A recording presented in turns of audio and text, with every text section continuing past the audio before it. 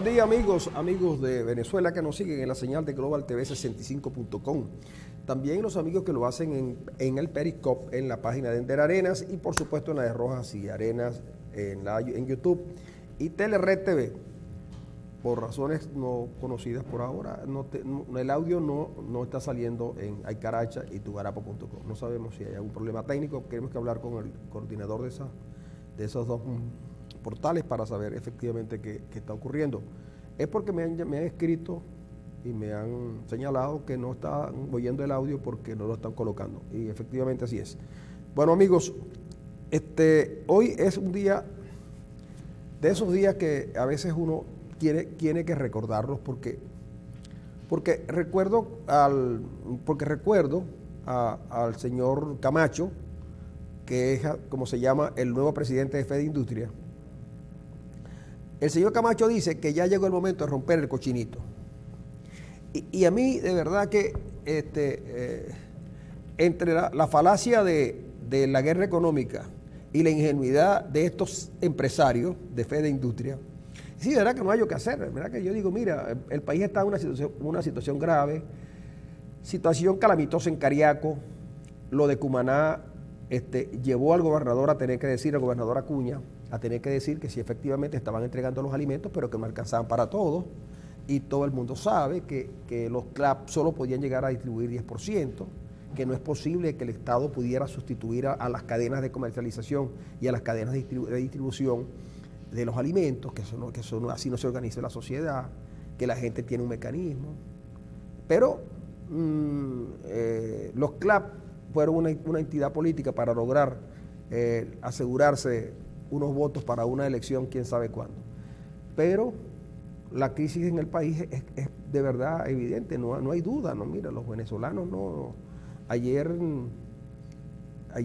conversaba con algunos trabajadores esos informales y hay que ver la pobreza en la que está la población. Mire, cuando le preguntaba ayer que fui al centro de Maracaibo, le preguntaba a los vendedores de chucherías y vendedores de frutas, dicen, mira, que nosotros, primero los precios nos los incrementan casi todos los días y la gente no está comprando nada. Un tipo me dijo que él llegaba a vender diario 50 kilos de cambur. Me dijo, ese cambur que está allí, lo voy a perder. No sé qué hacer. Porque alguien me dijo que hiciera batido, pero no consigo la leche. No hay leche. Y entonces, y la leche que hay en los negocios, me dijo, es tan costosa, no me la va a comprar nadie. Es cremada, 4.800. Sí, y la gente, el sufrimiento del venezolano, mira, eso no. Vayan por el centro de Maracaibo. Yo creo que ni la alcaldesa, ni el gobernador, ni los miembros, ni el tren de gubernamental pasan por el centro de Maracaibo. De verdad que no. Ayer salió, anteayer, el lunes, un remitido de la gente de las pulgas, porque ellos prácticamente están quebrados también, porque las medidas que el gobierno colocó les impiden a ellos todo, pues. Mientras que los bachaqueros funcionan con libertad y con apoyo policíaco. Mira, estuve 1 hora y media en la línea Libertador y no vi un policía. Me dicen los señores que trabajan allí que la policía tiene mucho tiempo que no pasa por ahí, que no va. Por la inseguridad. No, debe ser. Pero mira, y me dice, nosotros hemos tenido que poner a raya a los ladrones. Porque si la gente, ya hay gente que no viene a comprar porque los ladrones no los dejan tranquilos, les quitan las bolsas, los maltratan. Entonces ellos, ladrón que se acerque, me dijo el tipo ayer, mira, no te voy a dar nombre, o sea que si tú quieres. Ladrón que se acerca, ladrón que lo agarran, le dan una paliza bestial. Yo vi una paliza que le dieron a un muchacho. Entonces, en los linchamientos, en la situación económica es gravísima, la gente el salario no alcanza para nada. Miren, y las medicinas, ¿vale? Entonces viene Camacho, el de Fede Industria, a decirnos que los empresarios van a romper el cochinito. Él habrá roto el cochinito, Camacho y Pérez Abad habrán roto sus cochinitos. Le han pedido a Andrade que rompa el cochinito. Miren, en una localidad de Venezuela, que no recuerdo el nombre ahora, los cubanos se comieron un caballo. ¿Sí? Se comieron un caballo. Entonces, la pregunta mía es la siguiente. ¿Puede un país avanzar con el presidente de Fedindustria, que es independiente según él, diciendo, no, que los empresarios tienen que romper el cochinito? Y yo digo, ¿cómo rompemos el cochinito? Fíjense lo siguiente. A mí me preguntan, Industria Polar se trae del exterior un préstamo de 35 millones de dólares. Vamos a suponer que Industria Polar lo trae a Venezuela y lo convierte en harina de maíz precocida, los 35 millones de dólares. Va al mercado y lo realiza. Realiza en el mercado y le devuelven, en vez de dólares, le devuelven bolívares. Industria Polar va al gobierno para que le dé dólares para volver a importar. Y el gobierno le dice que no tiene dólares. O le dice, usted va para el DICOM. Y resulta que el DICOM es la devaluación más brutal que ha conocido el país. Pasó de 200 a 600 ya va, creo que va por 600. Y se va a encontrar en algún momento con el dólar, el invencible. En algún momento se cruzan. Y entonces uno dice, ¿por qué? Porque el 82% de los dólares que el país le entran, que todavía le entran unos que otros dólares, bueno, los usa el presidente para dárselos a Aruba, para dárselos a fulano, para hacer algunas cositas de proselitismo, porque no fue eso, sino lo que andaba negociando Maduro era el apoyo en la OEA a una propuesta que luego comentaremos nosotros. Pues bien, no tiene, entonces, si no recogen los 35 millones de dólares más la ganancia, en dólares, ¿cómo vuelven a importar? ¿Cómo pagan? Si el 82% lo reciben, son dólares a 10, que los está recibiendo alguien, que no quieren decir quién es, y solo el 8% va al DICOM. Por supuesto, la demanda supera la oferta y los precios van para arriba, porque no se sabe cómo es que otorgan los dólares del DICOM. Yo quería comprar unos dólares del DICOM, yo los quise comprar, intenté comprarlos, porque nadie consigue dólares por Sencoex, nadie. En los bancos, yo fui al banco con mi carpeta marrón y la muchacha que suele atenderme me dijo, ¿y esa carpeta marrón para qué es, profesor? Y yo le dije que yo vengo para acá porque yo quería que usted me diera. ¿Y sabes qué me dijo? Me dijo, ¿dónde está Arena? Quería saber de mí. Yo no voy a los bancos. No. Yo sí tengo un cochinito guardado bajo el colchón. Porque... ¿Sabes qué me dijo? Mira, religioso, me dijo, ¿dónde está Arenas? Y yo sentí que era una manera de desbloquear la conversación, porque ella no me podía decir, señor Rojas, todos esos que están allí, más otros, es lo mismo que usted. Entonces me pregunto yo, oye, Camacho, Camacho es el presidente de Fedindustria. ¿Verdad que si no fuese porque esto es tan triste, lo que está ocurriendo en el país, yo hasta me reiría de Camacho? Porque el tipo habla, ¿verdad? Como si pareciera que él vive en un país distinto. Bueno, yo me imagino que a Camacho sí le está entrando algo. Seguramente, ¿no? Pues yo creo que el oficialismo creo que está viviendo en un país distinto.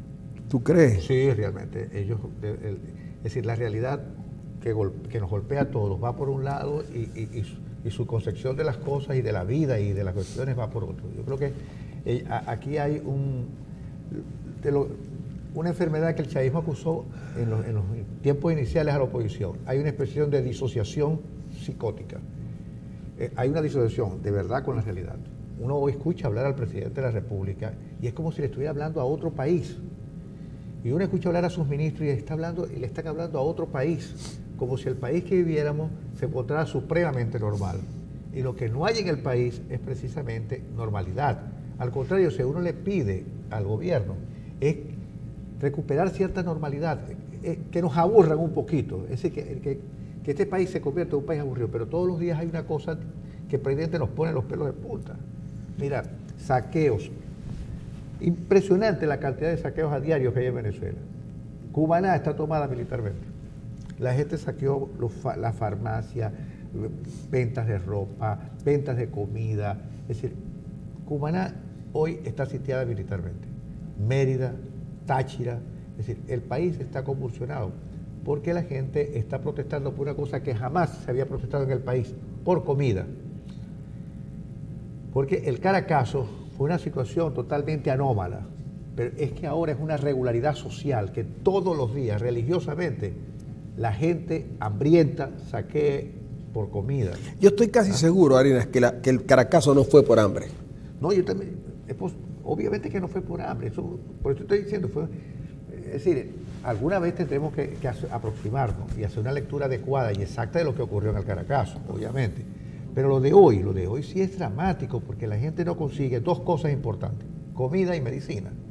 Entonces usted ve que la gente se está muriendo. Mira, la gente se muere los enfermos que tienen los diabéticos, ¿vale? Los que son insulinodependientes no consiguen la insulina. Claro, yo sé de una señora que ayer consiguió la medicina, no es la que ella toma, la que ella utiliza, sino hay un grupo que se llama, un grupo de WhatsApp de la Facultad de Medicina. Y entonces una profesora, hermana de ella, se metió allí, y entonces desde la Facultad de Medicina, una profesora que conoce de la situación, le recetó, que dijo, puedes usar esto y esto mientras pase la emergencia. El asunto es que si no se mueren, es decir, si no se mueren, los niños que no pueden dializar, los niños con cáncer, entonces yo digo, oye, ¿por qué son tan malos? ¿Por qué esa arrogancia y esa soberbia, ahora chico? que tú dices eso, el Tribunal Supremo de Justicia acaba de dar probablemente una de sus sentencias de inconstitucionalidad más grotesca, más terrible, de terror, es la que se acaba de hacer contra la ley sobre el problema de la crisis de salud, en el sector salud. Creo que el ponente fue un maracucho. Una cosa impresionante, es decir, porque si algo está perfectamente diagnosticado en el país es la crisis humanitaria, no hay medicinas. Pero resulta que el Tribunal Supremo de Justicia pasa por una profunda crisis de humanidad, porque hay que ver que esos 7 personajes son bien malosos. Imagínate, todavía todas las 50 leyes, 40 leyes, 30 leyes que ha aprobado la Asamblea Nacional, todas son inconstitucionales. Como si la redacción de la inconstitucionalidad de una ley que todavía no ha salido ya estuviera hecha. Una cosa impresionante. Entonces, mira, alguna rendición de cuentas tendrá que hacer esos 7 personajes del Tribunal Supremo de Justicia, porque no pueden pasar por esta vida sin rendirle cuentas a la gente, porque de verdad que cada decisión que toman para mantener al gobierno en el poder golpea a la sociedad venezolana, golpea a 30 millones de personas, 7 personas, para que se mantenga un grupito cívico-militar en el poder, golpean 30 millones de personas. Entonces, aquí hay una crisis humanitaria, pero sobre todo hay una corrupción rampante que se está comiendo al país. No nos vaya a pasar lo mismo que pasó en Argentina, que agarraron al secretario de Debido, un personaje muy importante para Venezuela, enterrando bolsas de dólares en un convento cerrado ya. Bueno, no era el secretario de Debido, no, era el ministro de Obras Públicas. El que enterraba las bolsas. Claro, el ministro. Yo no quería hablar de eso, Arenas, porque pensaba que lo íbamos a comentar más adelante, porque como en Venezuela ahora está ocurriendo que se fue la luz. Que está ocurriendo, no, que se vaya la luz, sí, es normal. Lo anormal es que venga la luz. Está ocurriendo que están profanando tumbas y cosas. Leí por ahí que profanaron la tumba de Alí Primera. La de Alí Primera, la de Rómulo Gallegos, la de Isaías Medina Garita, y cae para atrás. La de la mamá de Diosdado Cabello. No me diga. También, chico. También hay una denuncia de que hicieron un intento de profanar la tumba. Pero eso fue desmentido después. Y habrá que ponerle entonces un vigilante. Lo que dice la nieta de Gallegos es que los huesos de su abuela, Teotiste Gallegos, y de Rómulo Gallegos no están en la tumba, a pesar de que Jorge Rodríguez dice que sí están. Ahora, fíjate tú, yo quería comentarte la cuestión esta, pero ya que estamos aquí, vamos a darle. ¿Por qué el hombre estaba llevando el dinero que eran como 8 millones de dólares en euros, yenes, dólares y joyas? ¿Por qué las llevó a un cementerio? A un monasterio. A un convento. A un monasterio, pero dicen que allá hay un cementerio. ¿Ok? Un cementerio, un monasterio que tiene 2 monjitas. Y ahí estaba un obispo que era un hombre muy vinculado a los Kirchner. ¿Ok? Las monjitas estaban ahí. Y entonces, ¿pero por qué lo llevan a ese cementerio? Chico, porque el dinero, el hombre dijo, si ese dinero ese dinero es de él, del muerto. ¿A quién se lo llevaron al muerto? A Kirchner. Porque la señora de Kirchner quiere ese dinero. Pero ella no está enterrado allí. No, pero es que tú no sabes, Arena. Ve, aquí dicen que hay unos tipos que, ve, en América Latina, la cuna del realismo mágico, pasan cosas como esta. Ve, Arena. La cuna del realismo mágico lleva lo siguiente. En el mundo hay una tecnología y la ciencia médica más avanzada en un país. Pero el realismo mágico, el Macondo nuestro, nos lleva a que el hombre, en vez de ir a ese sitio a curarse, a mantener su vida, él se va a un sitio donde el atraso es probabilidad. Que esos tipos que no han brillado por tener ese tipo de medicina. Quizás con las hierbas y una que otra cosa. A lo mejor sí. Pero en el mundo habían sitios donde poder ir y el tipo no fue para allá. No fue. Es una cosa increíble. Bueno, chicos, este es un país donde un presidente de un país muy importante le dicen que él tiene un hijo. Y después le dicen que el hijo está enfermo. Y después le dicen que el hijo está muerto. Y él cree que tiene un hijo. Pasó. Aquí se muere un tipo. Aquí en Venezuela había un fiscal que le consiguieron, entre las cosas que le consiguieron una moto de agua y esa cosa. Está bien, ¿no? Pero le consiguen una máquina de contar billetes. ¿Qué hace un fiscal con una máquina de contar billetes a menos que la hayan incautado? El dinero de la extorsión. Pero a lo mejor, pero es que cosas que no se entienden. Por eso en Argentina es normal que el hombre le haya llevado, no, ese dinero no es mío, ese dinero es del muerto, y por eso lo tiran en un cementerio. Lo enterraban. Dicen que hasta ahora no está claro si lo agarraron enterrando. La policía lo vio y él que le dijo cuando los policías le decían, este dinero, ¿será de usted? ¿No se lo contaron? Pues. Pero la verdad es que, te digo, es una cosa totalmente burda, casi de telenovela. ¿Cómo se llama? De comedia de situaciones. Un funcionario altísimo de los Kirchner con unas bolsas de basura negra que llevaba $9 millones. En joyas y cosas también, sí, aparte de eso. Sí, $9 millones. Imagínate, el kirchnerismo que gobernó en Argentina 13 años. 13 años. Y ahora se demuestra que robaron lo que podían y lo que no podían. Porque es cuando la corrupción se convierte en régimen político. Igual nos puede estar pasando a nosotros, que la corrupción se haya convertido en un régimen político. Entonces tenemos personajes increíbles que se han enriquecido rápidamente a la velocidad de vértigo. Personajes que además, increíble, parece que hay evidencias de sus truculencias y de sus irregularidades, y sin embargo demandan a los denunciantes por daños morales y por daños morales. Pero hay evidencia de que esa persona que ha demandado a otro por daños morales está incurso en irregularidades. Pero Arenas, si me decía que tú sabes que yo tengo una buena relación con una parte de comunicadores y periodistas en Argentina. Ah, sí, claro, es verdad que sí. Entonces yo les llamo para preguntar qué fue, porque me parecía que eso no podía ser, lo veía extraño. Y entonces me dicen, no, pero está tranquilo. Extraño te va a parecer a ti cuando aquí, que se está haciendo una investigación, salten algunos nombres que tú conoces muy bien.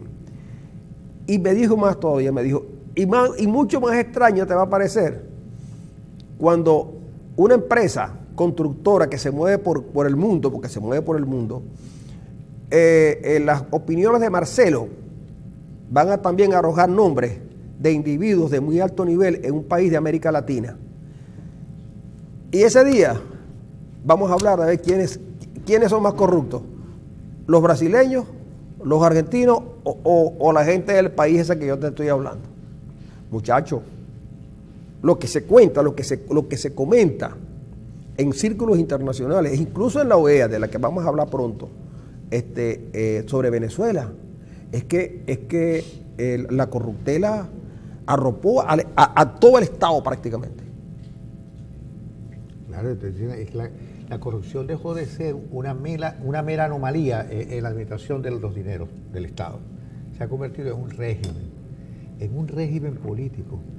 Mira, en los años de la Cuarta República, la llamada Cuarta República, yo recuerdo a Saúl Crespo, el fallecido Saúl Crespo, que nos criticaba mucho cuando hablábamos de la Cuarta República, porque nos estábamos haciendo eco del discurso oficialista, pero de alguna manera, para comodidad lingüística.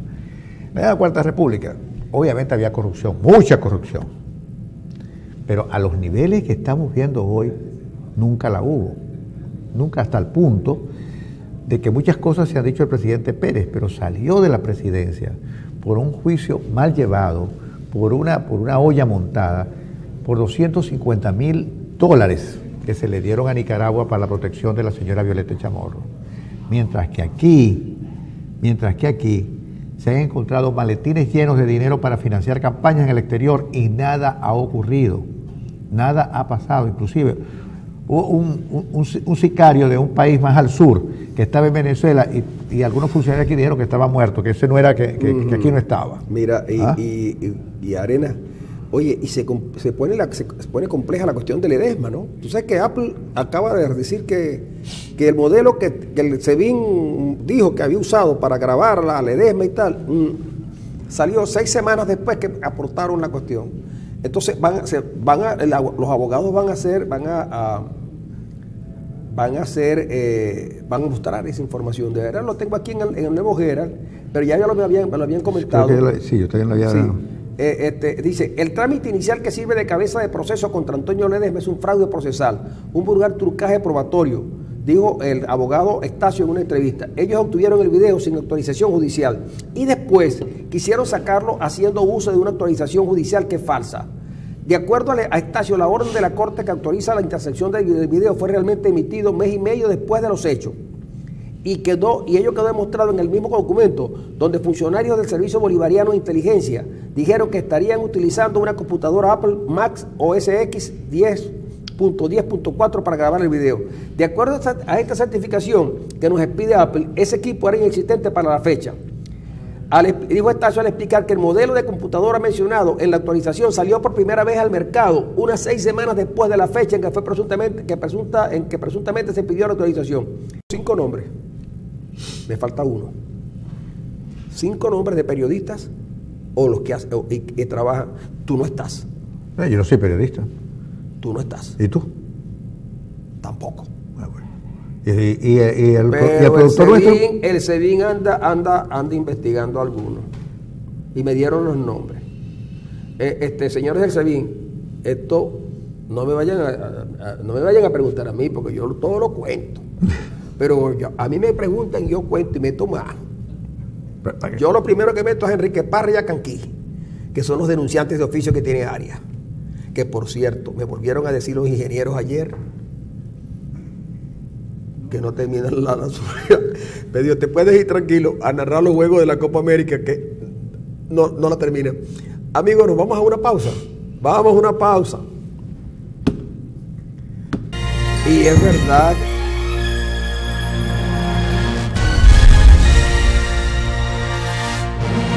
Oye, qué bueno ver a Chuy Checker tan temprano de la mañana. Seguramente más adelante nos colocan a Leodán. O a Palito Ortega. También puede ser. Pero no importa, esa me la ponen a mí porque yo tendría como 8 años cuando Chuy Checker estaba en su apogeo, que era una variante del rock, ¿de acuerdo?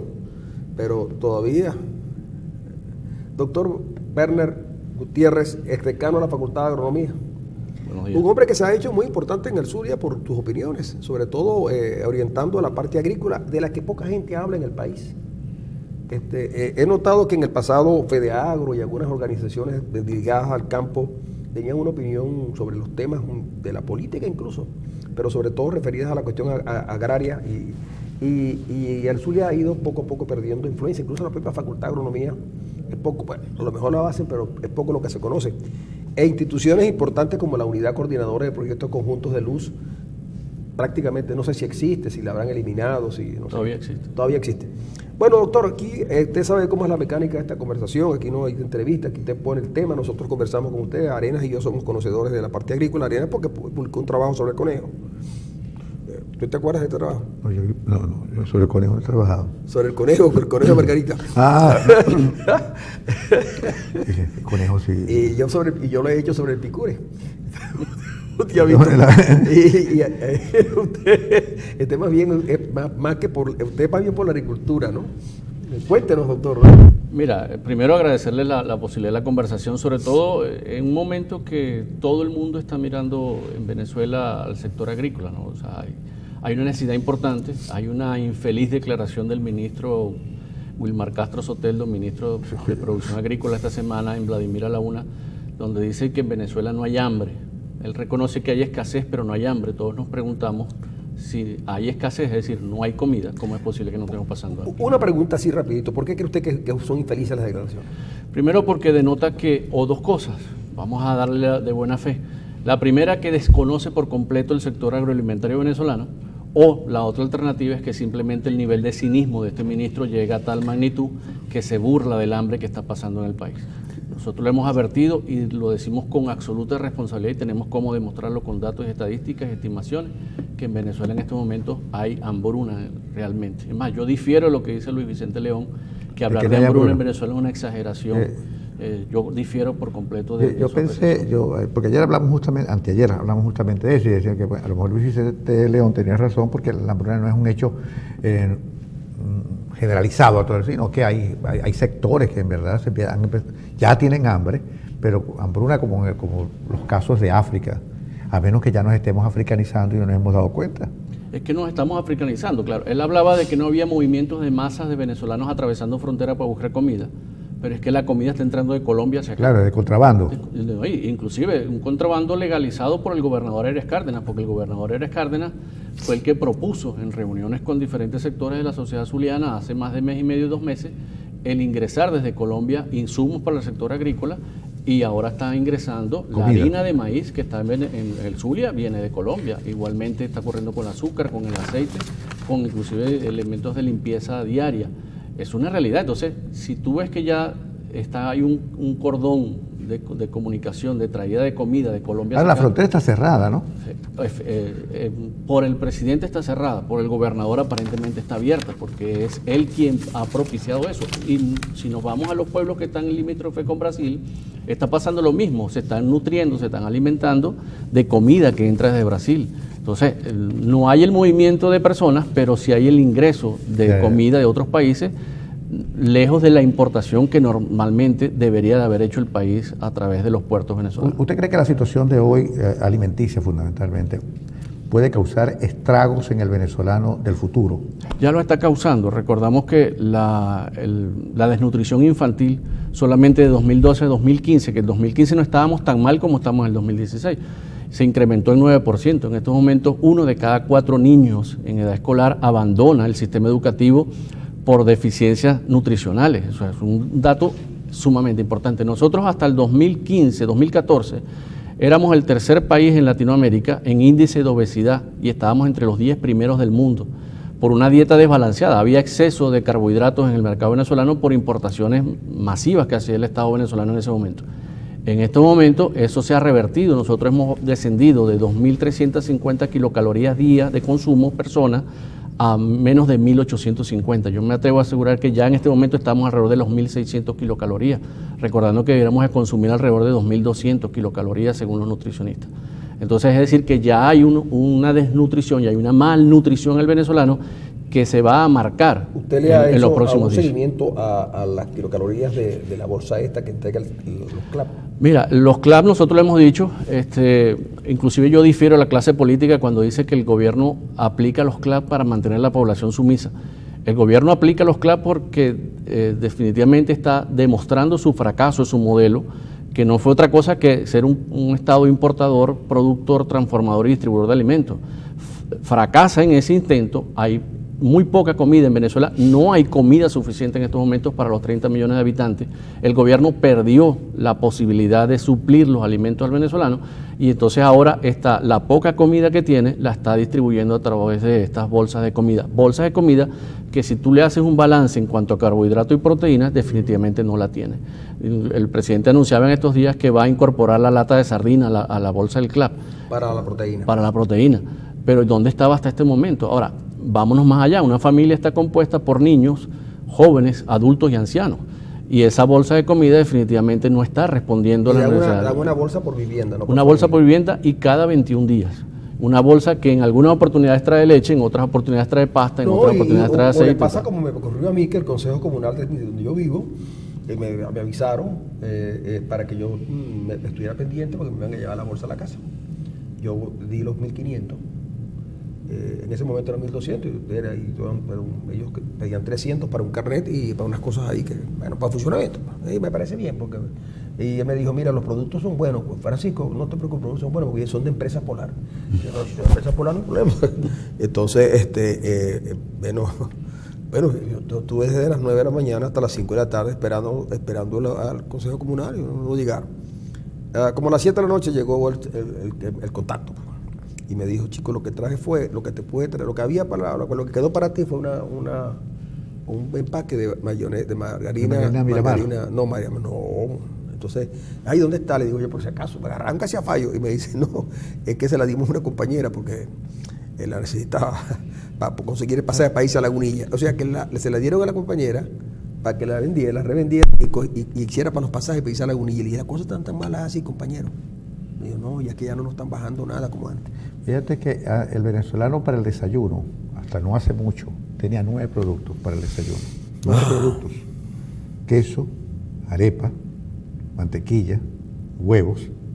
Entonces, hoy queda nada más arepa y margarina, sí se consigue. Sí, eso que tú dices es verdad. Si poco a poco hemos ido avanzando no en desnutrición abierta, pero sí en un déficit muy grande de algunos elementos básicos. Ahora, para la dieta, ¿es posible recuperar el campo zuliano que lo vemos muy deteriorado? Por muchas razones. Única y exclusivamente con otro modelo agrícola y económico. O sea, nosotros desde el 2007 venimos advirtiéndole al país que de continuar el país por ese modelo económico que viene aplicando el socialismo del siglo XXI, iba a ocurrir esto. O sea, es público y notorio nuestras advertencias al país de lo que iba a pasar. Inclusive desde el año 2014 dijimos lo que iba a ocurrir en el 2015 y el 2016 con el hambre que existe. Con ese modelo es imposible. O sea, lo que se está tratando de colocar son paños tibios, porque ni siquiera calientes. Pero en estos días vimos que el rector, el señor ministro, el señor gobernador, después que había insultado al rector de la universidad, se presentó en una de las fincas de la Facultad de Agronomía e hizo un acuerdo con la universidad y parece que eso iba muy bien, porque... Mira, un acuerdo, ¿cómo utilizas tú una universidad para que simplemente produzca unas bolsas de ensilaje para darle a una parte del ganado del estado Zulia? Eso no es la solución al problema de la ganadería zuliana. Pero la propaganda oficial así lo hizo. Obviamente el gobernador está lavándose la cara de esa ofensa que le hizo a la universidad, valiéndose de ciertas alianzas internas con la universidad, que a través de una limosna pretende simplemente ganarse otra vez la complacencia universitaria. Mire, señor gobernador, eso no es lo que el estado Zulia necesita de usted. El estado Zulia necesita que usted controle a la guerrilla. Van más de 4.000 robos de reses en la zona de Perijá y Machiques Colón en menos de un año. Hay 1 millón de reses venezolanas que han atravesado la frontera hacia Colombia por la guerrilla colombiana entre Apure, Táchira y Zulia. Eso es papel de la gobernación del estado Zulia. Y la otra cosa que a uno le llama la atención es que, claro, como estamos metidos en este cepo ideológico, entonces se asume como un actor importante de todo este asunto a los indígenas, y yo estoy de acuerdo, pero los indígenas en este caso han jugado un papel inverso a los intereses del país, porque ellos roban ganado, invaden tierra, liquidan esas tierras y se comen el ganado y dejan esas fincas realmente en el estero. Mira, es que el yucpa por su idiosincrasia no es productor, es cazador, es nómada. O sea, eso ha sido un absurdo. Todos estamos de acuerdo que efectivamente había que delimitar sus tierras. Ahora, ese proceso de delimitación no podía pasar por destruir el aparato productivo que estaba ahí. Solamente por decirte una zona, en la vía del Tocuco, más de 12.000 litros de leche diarios se dejaron de producir a través de esa invasión y esas expropiaciones que hizo. Pero hay más todavía, mira, por información que tenemos de la gente que está en la zona de Machiques, la villa, que nosotros tenemos una buena audiencia allí a través de Multivisión, me decían que como los guerrilleros colombianos están en los pueblos, incluso muy cerca, pues, la gente sabe quiénes son porque no ocultan con su vestimenta y tal, que uno de ellos les dijo, nosotros no, estos están negociando allá en La Habana, pero nosotros no nos vamos a ir lisos. Entonces le dijo, ¿cómo que no? Porque le estaba planteando que, bueno, que ellos ahí pagan vacunas. A la FARC le pagan los comerciantes, el 60% de todo ese eje Machiques Colón se estima que le paga vacunas. Paga vacunas a la FARC. Entonces el tipo le dijo, no vamos a ir lisos. Entonces, ay, ¿cómo va a ser? Bueno, nosotros, yo le digo, yo me salgo de eso, pero yo monto mi fundito en Colombia. Ya yo tengo mis vacas. Y todos nosotros nos tenemos que llevar los animalitos. Es que no se van a ir, Francisco. Acuérdate que esa zona de limitación ha sido el aliviadero de la guerrilla colombiana. Y toda esa zona domina la guerrilla colombiana. Es más, eso está delimitado. Pero ellos dicen que con el acuerdo de paz que está firmando Colombia con la FARC, los de la FARC dicen que ellos se van a llevar sus animalitos. Así le digo, no, yo llevo las tierritas y me llevo los animalitos. Ajá, ¿y los vas a comprar? No, que los vas a comprar nada. Es que incluso le dio nombre. Fulano de tal me van a dar. Yo leí un informe de ellos de que el negocio de ellos no es tanto el ganado como la siembra de amapola y de otras cositas allí, que les dan al año $22 millones en ganancias líquidas. Pero es que, inclusive, ¿por qué ha disminuido el secuestro en el Zulia? ¿Porque lo han controlado los cuerpos de seguridad? No. Es que hoy en día el contrabando de ganado y el contrabando de gasoil es más lucrativo que el mismo secuestro, ¿sí? y más seguro que la droga. Sí. Obviamente es un negocio mucho más seguro. Yo simplemente, en el mejor de los casos, compran el ganado aquí y lo pasan para aquel lado y vale 3 o 4 veces el valor que pagaron el lado venezolano. Inclusive hay una mafia del lado colombiano, porque recuérdense que Colombia en un momento ha exportado ganado hacia Colombia y los exportadores colombianos, hacia Venezuela, los exportadores colombianos reciben un incentivo del Estado por eso. Había el ganado que pasaba 4 y 5 veces de un lado al otro de la frontera. El mismo ganado con complicidad venezolana y con complicidad colombiana. Entonces, esas son cosas que mientras el Estado venezolano no resuelva, difícilmente el Zulia podrá volver a crecer en ganadería y en leche como llegó. ¿Y con el plátano? El plátano, yo inclusive publiqué un artículo. Sí, lo vimos en estos días. Mira, es lastimoso lo que pasó con el plátano. Nosotros éramos un país exportador de plátanos, de los mejores plátanos del mundo. Llegamos a tener 60.000 hectáreas de plátano en Venezuela. Quedan alrededor de 25.000 hectáreas en el Zulia. Y no es solamente eso, sino que ya no se exporta.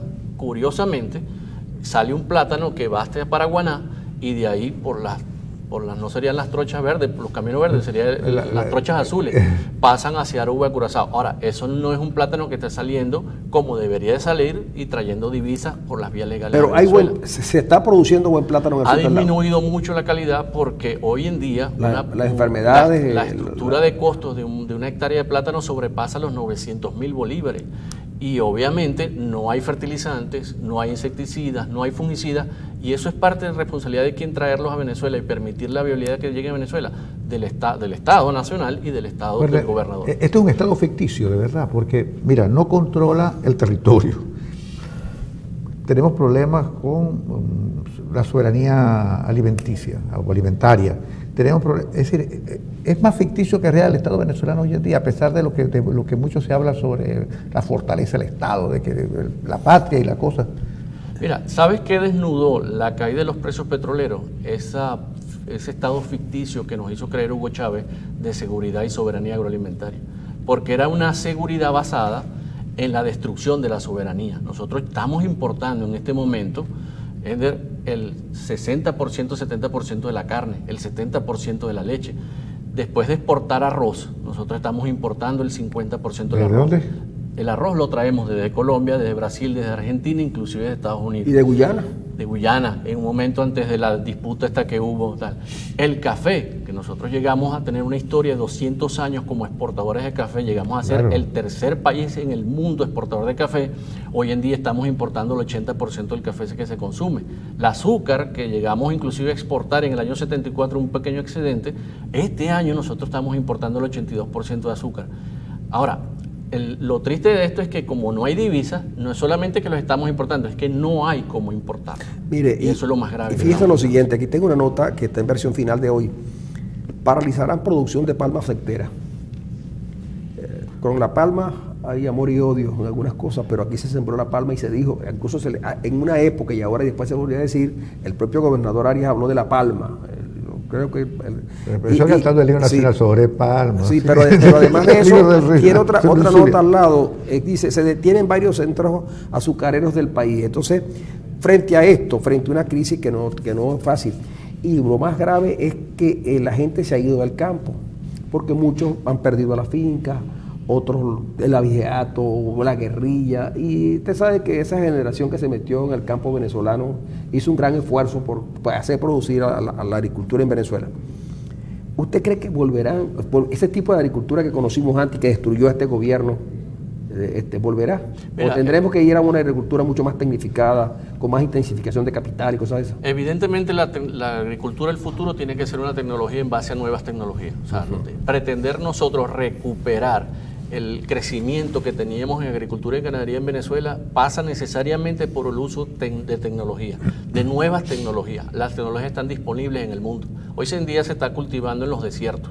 O sea, eso para que el que nos vea tenga una idea de a dónde ha llegado el mejoramiento de la tecnología agrícola. Venezuela va a tener que hacerlo. Yo difiero de las personas que dicen que los productores han abandonado el campo.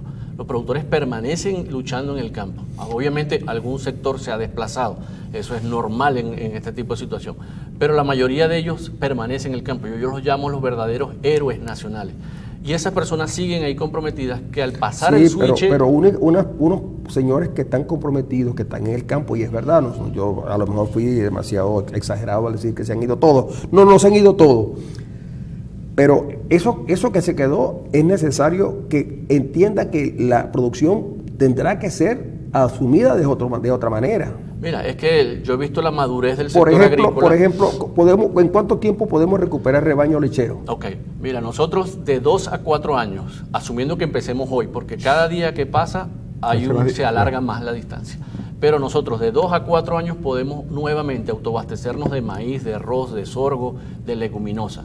Nosotros de 4 a 6 años podemos autoabastecernos nuevamente de café, lograr el autoabastecimiento de azúcar, lograr el abastecimiento inclusive de rubros como la palma aceitera. Nosotros de 6 a 8 años podemos inclusive llegar no solamente a autoabastecernos de carne y leche, sino a exportar carne. Nosotros tenemos una excelente potencialidad pero seguiríamos importando leche.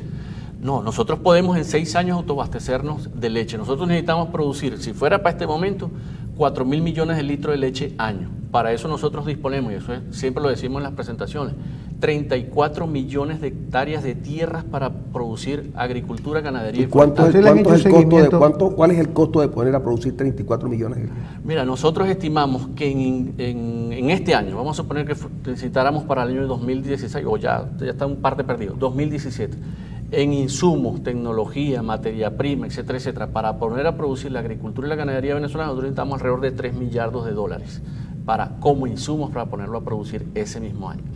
Ahora, lo de las 34 millones de hectáreas de tierra es necesario que lo digamos y lo repitamos. Nosotros somos el tercer país en Latinoamérica con mayor superficie de suelo disponible para la agricultura y la ganadería. Entiéndase bien, el tercer país en Latinoamérica. Y en el mundo estamos ubicados entre los primeros 15. Es decir, que las potencialidades de Venezuela desde el punto de vista agrícola son infinitas. ¿Y por qué no lo fuimos en el pasado? Mira, es que si tú echas hacia atrás, hay gente que piensa que nosotros lo que hacemos es defender la Cuarta República. Yo reconozco los errores que se cometieron en aquellas importaciones, quienes se enriquecieron con las importaciones de leche, de huevos, de pollo. Eso Venezuela lo conoció, eso no lo vamos a borrar. Sobre todo los que se enriquecieron con el subsidio lechero. Exactamente.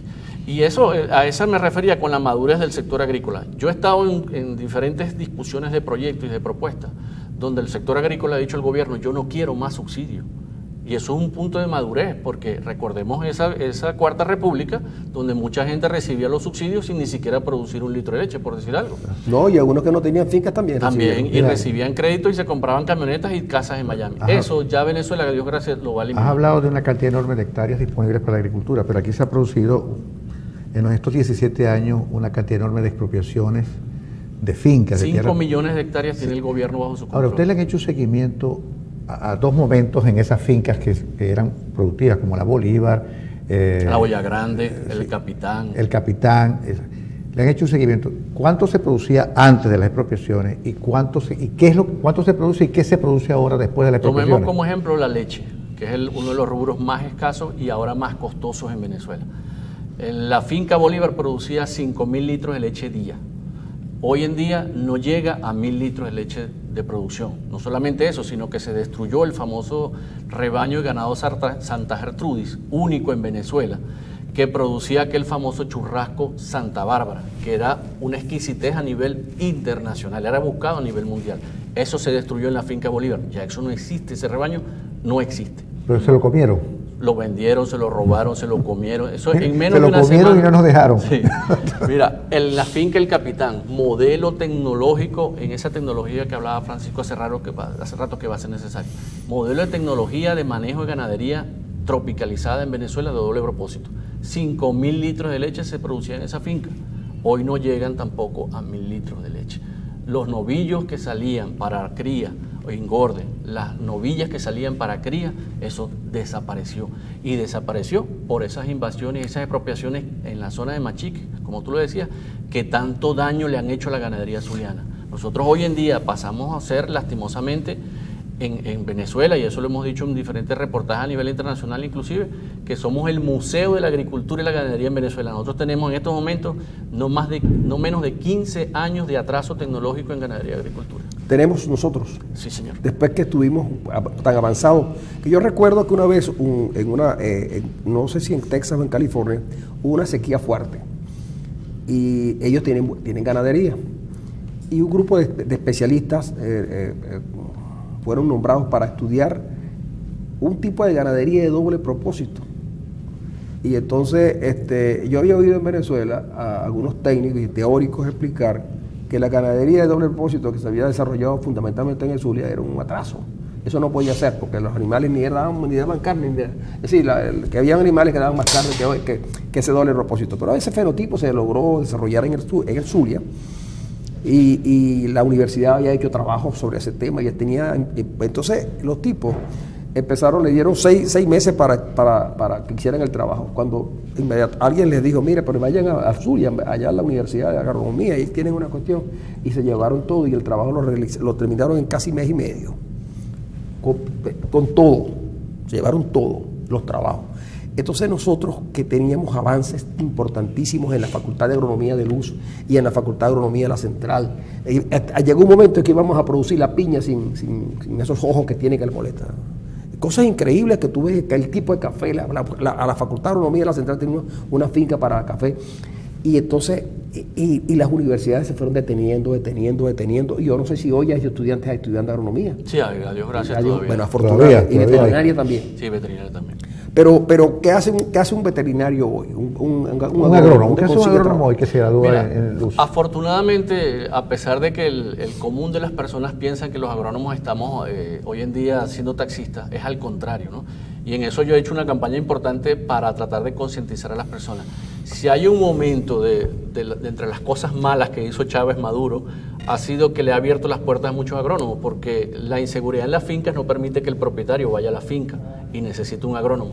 Y como tú mismo asomabas hace rato, cuando la estructura de costos crece muy alta, los precios que asigna el gobierno son muy bajos, tú necesitas maximizar la eficiencia del sistema productivo, y ahí necesitas un agrónomo y necesitas un veterinario. Entonces sí tenemos un buen campo de trabajo. Vamos a una pausa y ya seguimos con el doctor Werner Gutiérrez.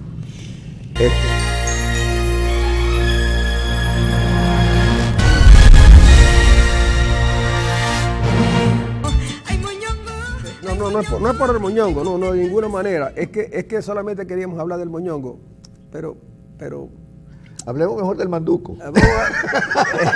El moñongo, es que verdad que Lila sí canta bien el moñongo, ¿verdad?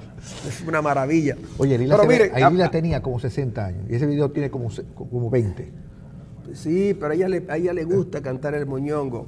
Y el cocotero me gusta a mí, porque cuando yo le tiré la primera piedra al cocotero, el coco se cayó. Amigos, tenemos allí en la llegada de Lester Toledo, que andaba en gira internacional, y mientras él estuvo de gira, aquí ocurrieron algunas cosas. Por ejemplo, destituyeron y metieron preso a los tipos del SAIME de allí del aeropuerto. Y se comentaron, y un par de funcionarios de la gobernación del estado, Enrique Parra Mascanquís, hicieron unas denuncias porque la campaña de Ledwig, que era muy dispendiosa. Pues vamos a ver qué dijo Toledo cuando al regreso que llegó allá anoche a Maracaibo. Rescate Venezuela arranca una gira nacional y la primera ciudad que visitamos es Maracaibo. Nos vinimos para el Zulia de primero a decirle a Jenny, a todo el equipo de Lester, estamos con ustedes. Lester es nuestro hermano. Yo le dije que llegó a los lugares que yo llegué en 2 años y medio. Él en un mes recorrió el continente para contar qué es lo que está pasando en el Zulia. Pero hoy yo les quiero decir con todo el cariño, Zulia, que ustedes nunca van a estar solos. Nunca. Y nunca van a estar solos porque ustedes cuentan con un líder que dio la cara para el Zulia. Lester Toledo.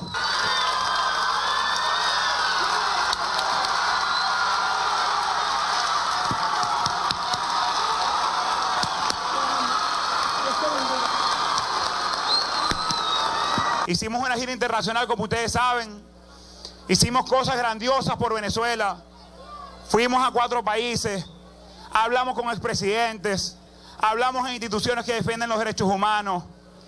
Nos reconciliamos, nos conseguimos, nos dimos la mano con venezolanos de todo el mundo.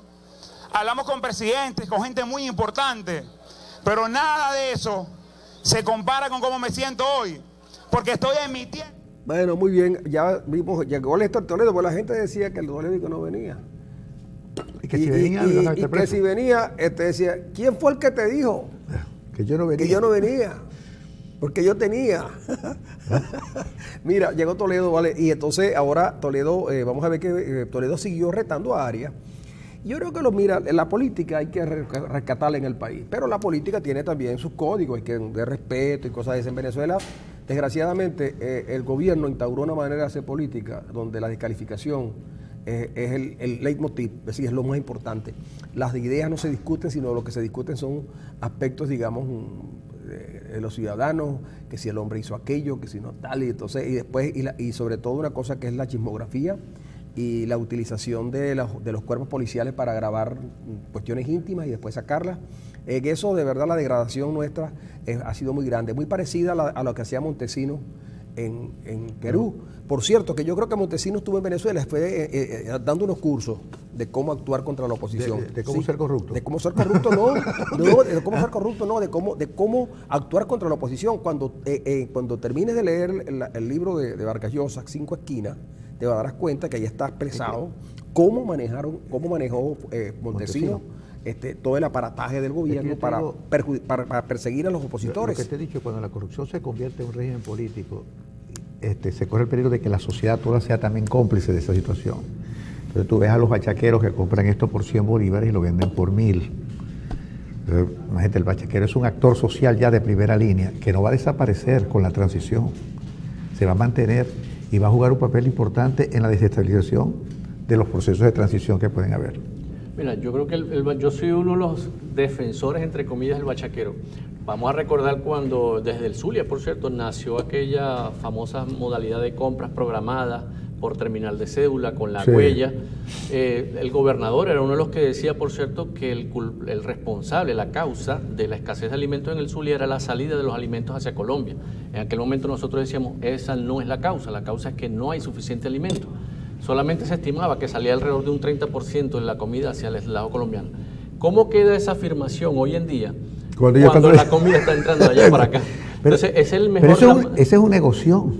¿Sí? Ese es un negocio donde, mira, la gente empieza, como es tan suspicaz, empieza a preguntarse cuál es el papel del gobernador en ese negocio. Mira, nosotros tenemos unas investigaciones que estamos haciendo, se estima que están cobrando 400.000 bolívares por cada camión de mercancía que ingresa del lado colombiano hacia el lado venezolano, y en eso están las cooperativas Guayú involucradas en los que hacen ese proceso, y hay 200.000 bolívares de esos 400 que se estiman que van a alimentar el enriquecimiento de ciertos sectores de la sociedad zuliana. Eso está pasando en este estado. Entonces, el bachaquero es una consecuencia de un proceso, evidentemente social, donde no hay suficiente alimento y el bien más caro es el bien más escaso. La única manera de resolver realmente eso es Produciendo. Que tú vayas al supermercado hoy, mañana, el viernes. Que hayan las cosas que uno está buscando. En ese momento desaparece el bachaquero. Y la gente sabe, por ejemplo, con esto de la gobernación del Estado, que los camiones llegan a la barraca, a lo que llaman la barraca aquí en Maracaibo, y de ahí son distribuidos a los comerciantes que los venden en los negocios abiertamente. Entonces, la pregunta que yo le he hecho a los que quieran contestarla es la siguiente: ¿cómo es posible que el gobierno permita que se venda la harina de maíz precocida colombiana en 1.200 bolívares e impida y obligue a que la nacional se venda en 200? Entonces, cuando se lo decimos a la gente del gobierno regional, ellos se molestan y dicen: es que ustedes no se dan cuenta que nosotros lo que queremos es resolver el problema de alimentación a la gente. Sí, está bien, eso está muy bien, y si hay que traerla de contrabando se trae, pero un momentico, pero ¿por qué permite que se venda la harina de maíz precocida y el aceite de comer, el aceite comestible, se venda a un precio, el colombiano, en los sitios establecidos, y no venda la venezolana? Es decir, ¿por qué? Entonces no hay que ir muy lejos, es que este gobierno odia a los empresarios, odia al empresario. Ahora te digo una cosa, fíjate, un rubro, el azúcar, que se trae de Colombia, es más cara que la bachaqueada, porque tú compras azúcar vendida por los bachaqueros a 1.500 o a 1.800 bolívares. La colombiana cuesta 2.500 el kilo. Mira, y pongamos el azúcar como un ejemplo del fracaso del gobierno en ese modelo que está haciendo. En Venezuela hay 16 centrales azucareros. Eso significa que de esos 16 centrales, si estuvieran en su máxima producción, tendríamos una capacidad de molienda de 10 millones de toneladas de caña de azúcar. Eso representaría aproximadamente unas 900.000 de caña de azúcar, unas 900.000 toneladas de azúcar. Nosotros consumimos alrededor de 1.200.000 toneladas de azúcar. Sí, es decir, que todavía estuviésemos por debajo de la demanda nacional. Ahora, de esos 16 centrales azucareros, 10 son del Estado venezolano por expropiaciones o creación, como el de Barinas que se construyó. Ahora, ¿cómo se justifica que el Estado venezolano, teniendo bajo su control 10 de los 16 centrales azucareros, solamente produzca el 20% del azúcar que se produce en Venezuela, mientras que el sector privado produzca el 80% restante de la poca azúcar que aún se produce en el país? Ahora, vámonos más allá. Si el Estado venezolano posee 5 millones de hectáreas de tierras bajo su control, muchas de ellas anteriormente azucareras, ¿verdad? Nosotros solamente necesitamos sembrar aproximadamente unas 400.000 hectáreas para satisfacer plenamente el mercado de azúcar en Venezuela. ¿Por qué no la siembra? Y vámonos más todavía allá. El Estado venezolano es el único autorizado para importar azúcar. Es decir, que si tú tienes la plena potestad de importar, de transformar, porque puedes transformar el azúcar que se importa líquida en azúcar refinada, de distribuir, porque tienes todas las cadenas de distribución y ahora los famosos CLAP, porque el azúcar sigue sin llegar a los hogares venezolanos. Entonces, ¿por qué tú gastas enormes cantidades de horas de tiempo en tratar de responsabilizar al sector privado de una supuesta guerra económica que tú mismo estás perdiendo porque tú como productor, importador y distribuidor no has sido capaz de darle azúcar al pueblo? ¿El gobierno habrá evaluado realmente los alcances de ese invento de la guerra económica? Porque obviamente no le ha dado resultados. Y supuestamente, según las encuestas, alrededor de más del 80% ya no creen en esa cuestión. Entonces, ¿hasta cuándo vamos a seguir perdiendo tiempo? Lo decíamos al principio de año con la famosa agricultura urbana. 100 días para la agricultura urbana, el plan de 100 días para sembrar 1.000 hectáreas. Yo decía, yo lo dije en su momento, 100 días más que se pierden en un intento absurdo de seguir con demagogia alimentando. Pero hay gente que le ha hecho caso. Yo sé de uno no en el jardín, pero en la parte trasera del sitio donde trabaja, ahí están sembrando plátano y yuca. Y yo conozco otro que ya tiene 2 plantitas de menta. Sí. Bueno, yo conozco al que tiene 2 plantitas de menta. No, yo confieso que porque ustedes saben que yo con el gobierno, lo que me diga el gobierno yo lo hago. Y yo dije, yo no voy a ponerme a sembrar cambures porque yo no soy sembrador de cambur, yo no sé cómo se siembra cambur. Yuca mucho menos, la yuca yo no la sé sembrar. La yuca hay que enterrarla. Pero no, y tampoco se cría gallinas, tampoco, porque yo no, es decir, a mí mi mamá me puso a resolver si el huevo y la gallina, y dije, no, yo no quiero saber nada de agricultura. Eso se le deja a los especialistas, pero yo compré mis 2 matitas de menta porque a mí me gusta aderezar algunas comidas y algunas bebidas, porque como eso tampoco se consigue. Sí. Mira, la cantidad, porque se ha puesto de moda el mango. Porque el mango el mango comenta. El mango es un producto, bueno, mira, se cae solo de la mata y cae en el suelo y la gente lo recoge. Se cae maduro. Se cae maduro. De verdad, el consumo de mango ha llegado a las cifras que hoy se dice, porque todo el mundo dice que está comiendo mango nada más. Es cierto, ese reportaje de hecho me lo hizo Versión Final en su momento y ha causado una sensación nacional e internacional. Mira, lo triste de esto es que Venezuela es uno de los países con condiciones excepcionales para producir mangos. El mango es uno de las frutas más exquisitas en el mercado internacional. Claro. Nosotros exportábamos mango. Desde los estados Aragua, Carabobo y Cojedes, Guárico, se llegó a exportar mango de Venezuela. Hoy en día, anteriormente en el Zulia, era una obligación de uno como niño, cuando la mamá lo mandaba a barrer la parte baja de las matas de mango, botar todo ese poco de mango. En realidad, hoy los mangos a veces no da tiempo que caigan de las matas. Además, en estos días falleció inclusive un señor montado en una mata de mango que lastimosamente cayó y murió. No, y hasta el propio chiste que había con las mangos. De la vía de los mangos. La vía de los mangos, que ya la cerca y no los mangos. No, ahora son los mangos. Ahora son los mangos. De hecho, ahí se habla en las clases sociales de bajos recursos que se está cobrando por bajar los mangos de las matas de las casas. Eso es una realidad, una triste realidad. O sea, y a pesar de que el venezolano lo ha tomado con jocosidad, es una triste realidad que hoy en día hogares venezolanos, recordemos, las últimas encuestas de Benebarómetro declara que el 84% de los venezolanos dice que está comprando de mucho menos a menos comida. Estamos hablando de que el 73% de los hogares venezolanos no le logra cubrir las necesidades alimenticias por bajos escasos recursos económicos. Nosotros alertamos desde el año 2007 que esto iba a pasar y del año pasado alertamos el problema de hambruna. Y hablábamos de la escasez de alimentos porque el aparato productivo de alimentos venezolanos sigue paralizado, que es lo más grave. Estamos en este momento en plena siembra de maíz en Venezuela. Ya Barinas nos dijo, solamente logramos sembrar el 30% de la superficie que teníamos previsto sembrar. Ahorita está Portuguesa y dentro de unos días arranca Guárico. Portuguesa tiene problemas serios de insumos para la siembra y de maquinaria para la siembra. Es decir, que no va a haber menos maíz este año para hacer harina que el que hubo el año pasado. Nosotros deberíamos estar produciendo 1.450.000 toneladas de maíz blanco para la arepa venezolana y de eso nomás que estamos produciendo el 50%. Este año debemos producir como un 40%. Si tú le sumas a eso que no hay divisas para importar porque el barril de petróleo definitivamente no sube, señores, estamos hablando de que Venezuela va a agravar su crisis alimenticia en los próximos meses. ¿Tú crees que el venezolano se ha ido habituando a esta situación de escasez? No se va a habituar. Tú como sociólogo debes saber que este crecimiento exponencial de las protestas, estamos hablando de más de 320% de crecimiento con respecto al año pasado. Y hay una situación, yo he dicho que una de las cosas que ha desnudado este gobierno, su ineficiencia ha sido el hambre, porque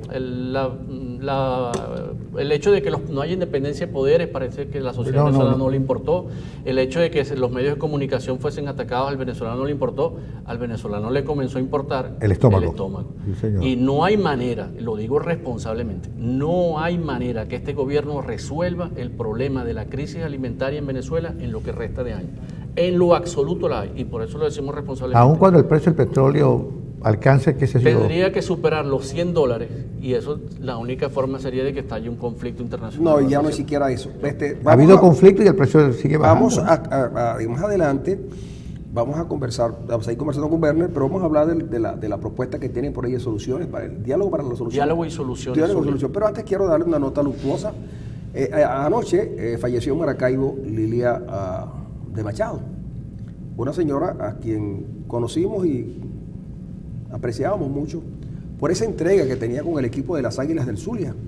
Y lo que más me llamaba la atención, de Lilia, era que iba al estadio a ver el juego.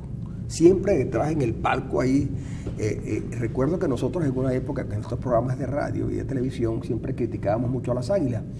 Y entonces resulta que un día Clen Carrullo, un gran amigo, me llevó engañado al palco. Y entonces Rodolfo, su hijo, le dijo, mira, ese es el que en la televisión se la pasa hablando mal de las Águilas. Y yo le dije, yo no, el otro.